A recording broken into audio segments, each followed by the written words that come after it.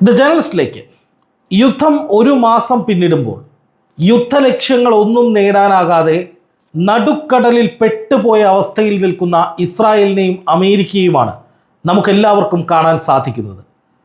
ഒരു regime change എന്ന ലക്ഷ്യത്തോടു കൂടി ഇറാന് നേരെ കടന്നാക്രമണം ആരംഭിച്ച അമേരിക്കയ്ക്കും ഇസ്രായേലിനും ഇപ്പോൾ യുദ്ധത്തിന് മേലുള്ള സർവ്വ നിയന്ത്രണങ്ങളും നഷ്ടമായിരിക്കുന്നു. ഇറാൻ എങ്ങോട്ടാണോ വരയ്ക്കുന്നത് ആ വഴിക്ക് പോകേണ്ട ഗതികേടിലേക്ക് ഇരു രാജ്യങ്ങളും എത്തിയിരിക്കുന്നു എന്നതിൽ ഒരു തർക്കവുമില്ല. പല ഘട്ടങ്ങളിലായി യുദ്ധം അവസാനിപ്പിച്ച് ഏകപക്ഷീയമായി വിജയം പ്രഖ്യാപിച്ച് പിന്തിരിയാൻ അമേരിക്കയും ഇസ്രായേലും പല ശ്രമങ്ങളും നടത്തിയെങ്കിലും അതിനെയെല്ലാം തച്ചുടച്ച് വീണ്ടും വീണ്ടും അവരെ യുദ്ധക്കളത്തിലേക്ക് വലിച്ചിട്ട് പരമാവധി തച്ചുടയ്ക്കുക, പരമാവധി നാശനഷ്ടങ്ങൾ ഏൽപ്പിക്കുക എന്നുള്ളത് തന്നെയാണ് ഇറാൻ സ്വീകരിക്കുന്ന ഏറ്റവും പ്രധാനപ്പെട്ട തന്ത്രം.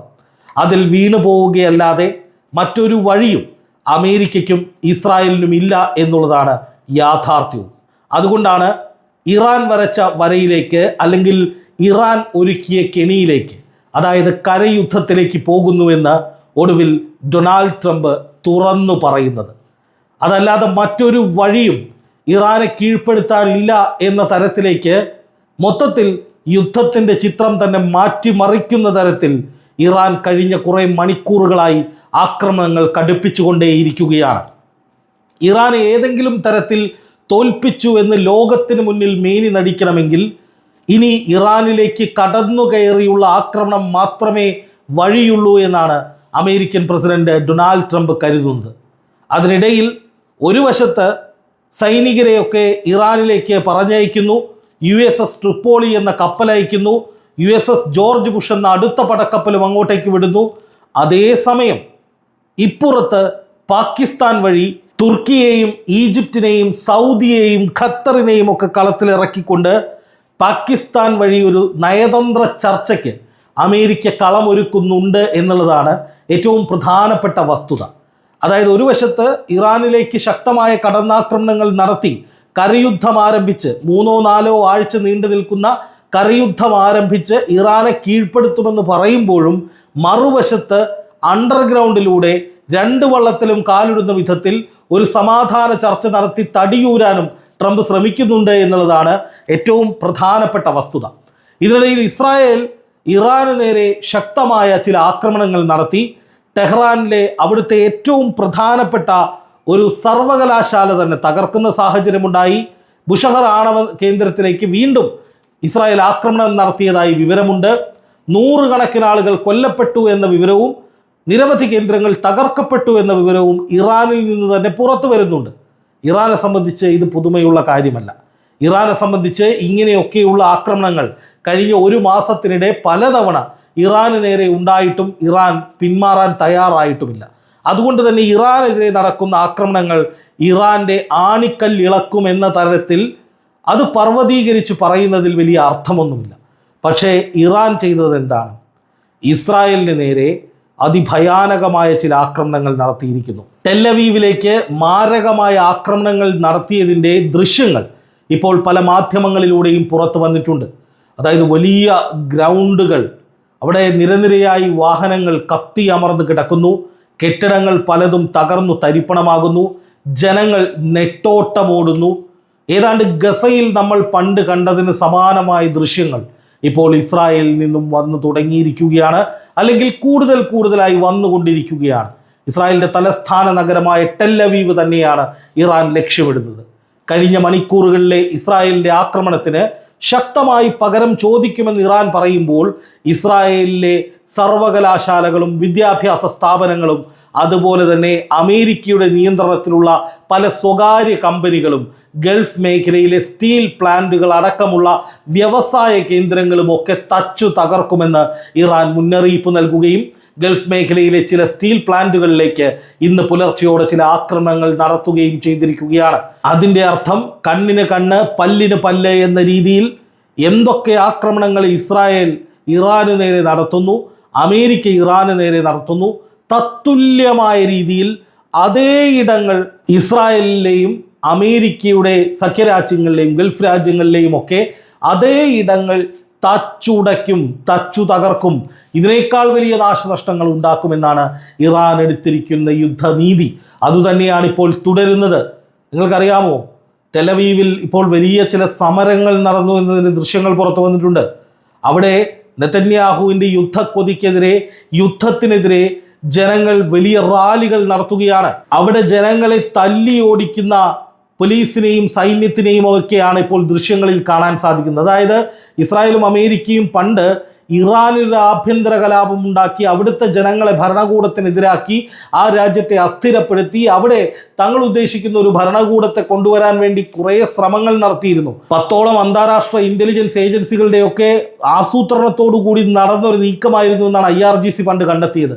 അതിനെപ്പോലും ഇറാൻ തച്ചു തകർത്തിരുന്നു. പക്ഷേ ഇവിടെ ഈ യുദ്ധത്തിനെതിരെ ഇസ്രായേലിൽ നടക്കുന്ന പ്രക്ഷോഭം കണ്ട് നെതന്യാഹു മൊത്തത്തിൽ കറങ്ങിയിരിക്കുകയാണ്. അതായത് നമ്മൾ ആലങ്കാരികമായി പറയുകയാണെങ്കിൽ നെതന്യാഹുവിന് അനങ്ങാൻ കഴിയാത്ത വിധത്തിൽ പരിപൂർണമായി വെന്റിലേറ്ററിലാവുക എന്ന് പറയില്ലേ, നമ്മൾ മലയാളത്തിൽ ഒരു ആലങ്കാരികമായ പ്രയോഗം നടത്തും. അതായത് വെന്റിലേറ്ററിലായ സിസ്റ്റം, ഈ സിസ്റ്റം വെന്റിലേറ്ററിലായി, അല്ലെങ്കിൽ ആ ഭരണകൂടം വെന്റിലേറ്ററിലായി, ആ ഭരണകൂടത്തിനൊന്നും ചെയ്യാൻ കഴിയുന്നില്ല. ഇപ്പോഴത്തെ സാഹചര്യത്തിൽ നിന്ന് മാറിയാൽ ആ ഭരണകൂടം അസ്ഥിരപ്പെട്ടു പോകും, അല്ലെങ്കിൽ വലിയ പ്രശ്നത്തിലേക്ക് ആ ഭരണാധികാരി പോകും എന്ന നിലയിൽ നമ്മൾ ആലങ്കാരികമായി ഉപയോഗിക്കുന്ന ഒരു പദമാണ് ഈ വെന്റിലേറ്ററിലാവുക. സിസ്റ്റം വെന്റിലേറ്ററിലാണ് സാർ എന്ന് നമ്മൾ കുറെ കേട്ടിട്ടുണ്ട്. ഏതാണ്ട് ഇതേ അവസ്ഥ തന്നെയാണ് ഇപ്പോൾ ഇസ്രായേലിലും സംഭവിക്കുന്നത്. കാരണം ഇസ്രായേലിന് നേരെ ഉണ്ടാകുന്ന ആക്രമണങ്ങളെ പ്രതിരോധിക്കാൻ തീർത്തും കഴിയാത്ത ഗുരുതരമായ ഒരു സാഹചര്യം ഇസ്രായേൽ നേരിട്ടുകൊണ്ടിരിക്കുകയാണ്. ഇനി അമേരിക്കയ്ക്ക് ഉണ്ടായിരിക്കുന്ന ഏറ്റവും വലിയ ഒരു നഷ്ടം, അതിൻ്റെ ഏറ്റവും പുതിയ വിവരങ്ങൾ പുറത്തു വന്നിട്ടുണ്ട്. അമേരിക്കൻ എയർഫോഴ്സിൻ്റെ ബോയിങ് എന്ന് പറയുന്ന ബോയിങ് വിഭാഗത്തിൽപ്പെട്ട പറക്കുന്ന റഡാർ സിസ്റ്റം, അതായത് ആകാശത്തുകൂടി ഈ വലിയ വിമാനം ഇങ്ങനെ പോയിട്ട് അമേരിക്കൻ സൈന്യത്തിന് വേണ്ട നിർദ്ദേശങ്ങൾ കൊടുക്കും. എവിടേക്കാണോ ആക്രമണങ്ങൾ നടത്തേണ്ടത് ആ മേഖലകൾ മുഴുവൻ നിരീക്ഷിക്കും. അവിടെ നിന്ന് കിട്ടുന്ന വിവരങ്ങൾ, ഇൻ്റലിജൻസ് വിവരങ്ങൾ അടക്കമുള്ളവ മുകളിൽ നിന്നുള്ള ക്യാമറകൾ ഉപയോഗിച്ച്, സാറ്റലൈറ്റ് ദൃശ്യങ്ങളൊക്കെ ഉപയോഗിച്ച് എവിടെയൊക്കെ അപകടം പതിയിരിക്കുന്നുണ്ട്, എവിടെയൊക്കെ പ്രശ്നങ്ങളുണ്ട്, പ്രത്യേകിച്ച് ഒരു കരയുദ്ധത്തിലൊക്കെ അമേരിക്ക തയ്യാറെടുക്കുമ്പോൾ ഗറില്ല വാർഫ്രണ്ടുകൾ അടക്കം, മൈനുകൾ അടക്കം, മറ്റ് ഡ്രോണുകൾ, മിസൈലുകൾ ഒക്കെ ഉപയോഗിച്ചുകൊണ്ടുള്ള ആക്രമണങ്ങളെ മുൻകൂട്ടി കണ്ടെത്തി അതിന് പ്രതിരോധ കവചം തീർക്കാൻ വേണ്ടി ഉപയോഗിക്കുന്ന ഏറ്റവും പ്രധാനപ്പെട്ട, അമേരിക്കയുടെ ഏറ്റവും പ്രധാനപ്പെട്ട യുദ്ധ ഉപകരണം എന്ന നിലയിൽ അറിയപ്പെടുന്ന വിമാനമാണ് ഈ ബോയിങ് റഡാർ സിസ്റ്റം, പറക്കുന്ന റഡാർ സിസ്റ്റം. അത് തകർത്തു എന്നാണ് ഇറാൻ ഇപ്പോൾ പറയുന്നത്. അതായത് 3500ഓളം സൈനികരെ പുതുതായി USS ട്രിപ്പോളി എന്ന കപ്പലിലൂടെ ഇറാൻ്റെ തീരത്തേക്ക് എത്തിക്കുന്നു. അവിടെ നിന്ന് ഏത് നിമിഷവും 3-4 ആഴ്ച നീണ്ടു നിൽക്കുന്ന ഒരു സുദീർഘമായ യുദ്ധത്തിലേക്ക് അമേരിക്ക കടക്കുമെന്നാണ് അമേരിക്കൻ മാധ്യമങ്ങൾ റിപ്പോർട്ട് ചെയ്യുന്നത്. അതിനുവേണ്ടിയുള്ള സന്നാഹങ്ങളൊക്കെ ഒരുക്കുമ്പോൾ ആ കരയുദ്ധത്തിൽ ഏറ്റവും വലിയ നിരീക്ഷണ കണ്ണായി, ഏറ്റവും വലിയ ഒരു പടയാളി എന്ന നിലയിൽ മുന്നിൽ നിൽക്കേണ്ട വിമാനമാണ് ഇറാൻ അടിച്ച് തകർത്തിരിക്കുന്നത്. ഇത് അമേരിക്കയെ സംബന്ധിച്ച് വലിയ തിരിച്ചടിയാണ്. കാരണം കരയാക്രമണത്തിന് വേണ്ട കാര്യങ്ങളെ ഏകോപിപ്പിക്കേണ്ട ഏറ്റവും പ്രധാനപ്പെട്ട നിരീക്ഷക വിമാനമാണ് ഇപ്പോൾ തകർത്തിരിക്കുന്നത്. ഇതുമായി ബന്ധപ്പെട്ട് അമേരിക്ക സ്ഥിരീകരണങ്ങളൊന്നും നൽകിയിട്ടില്ല എങ്കിലും ഇറാനെ സംബന്ധിച്ച് ഇറാൻ പറയുന്നു, ഞങ്ങൾ ഇതൊക്കെ ചെയ്തിട്ടുണ്ട്, അതിൻ്റെ പല ദൃശ്യങ്ങളും പുറത്തു വന്നിട്ടുണ്ട് എന്ന് മാത്രമല്ല അമേരിക്കയുടെ മറ്റൊരു പുതിയ F-16 വിമാനം തകർത്തതിൻ്റെ ദൃശ്യങ്ങളും ഇപ്പോൾ ഇറാൻ പുറത്തുവിട്ടിട്ടുണ്ട് എന്ന് മാത്രമല്ല ഇതിൽ പ്രധാനപ്പെട്ട മറ്റൊരു കാര്യം ഹൂത്തികൾ അതിശക്തമായി യുദ്ധത്തിൽ പങ്കുചേരുക എന്നാണ്.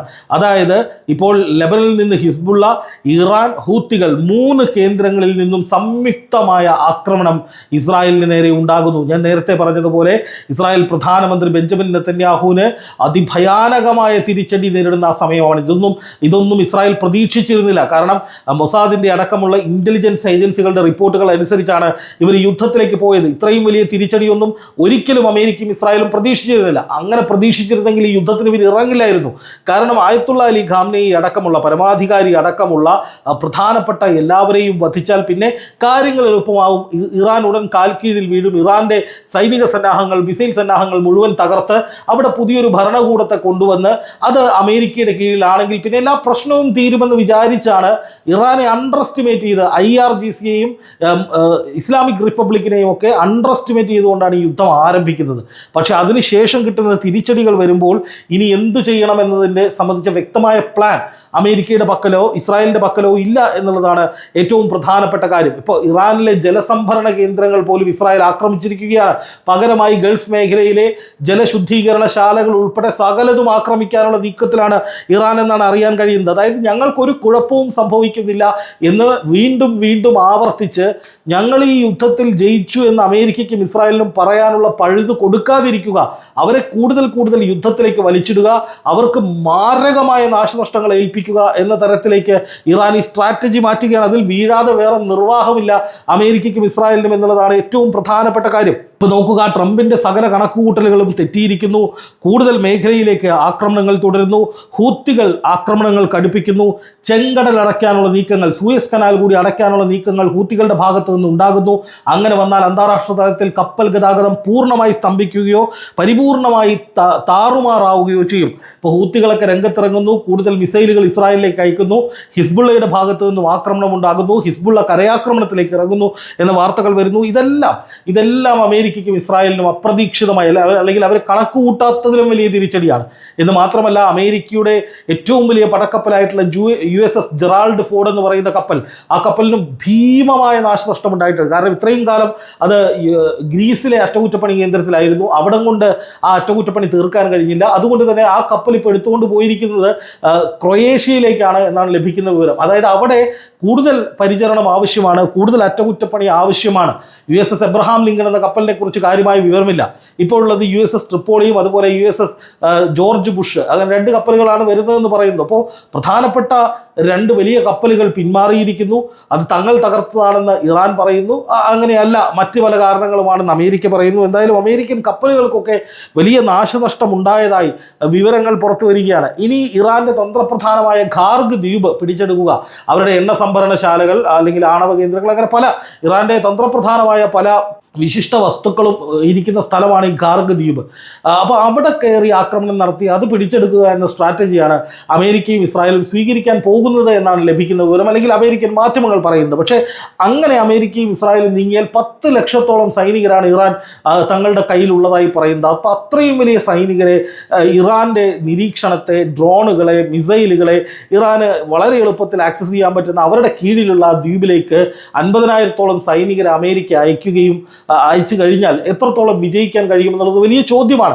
അതുകൊണ്ട് തന്നെ അമേരിക്കയ്ക്ക് ഈ വിഷയത്തിൽ വലിയ സമ്മർദ്ദമുണ്ട്.